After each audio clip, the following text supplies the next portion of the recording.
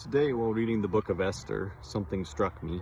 God's people, the Jews, were living in relative peace under the Persians, but trouble came not when the king of Persia issued a decree, but his advisor Haman took issue with a Jew named Mordecai and came up with a plan to destroy all the Jews. Haman manipulated the king, securing his royal seal for a devastating plot against the Jews. In America, we vote for our president, but that comes along with the advisors and staff that they choose. But they can have their own views and opinions on the world.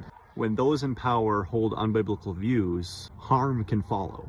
But when godly people with a biblical worldview hold those roles, peace and justice are far more likely to prevail.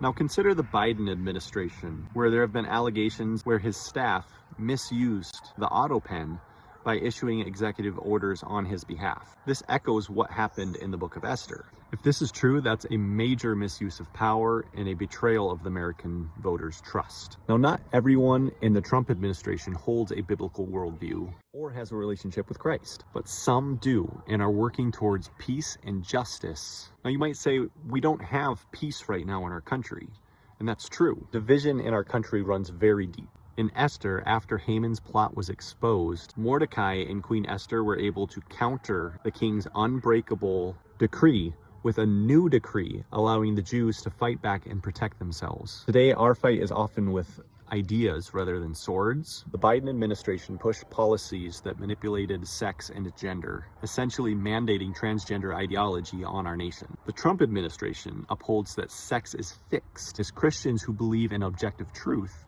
we can now speak out against that without worrying about government reprisals. Now back to Esther. God placed Esther and Mordecai in government spheres of influence. Though not in ultimate power, their roles were able to save thousands of lives. Now, the assassination of Charlie Kirk may have awakened something in you. A call to stand for God, for truth, and to influence the halls of power in our country. Maybe this video can spur you to be that influence wherever you are, or to encourage a godly person to step up and run for office. Our country needs more godly leaders.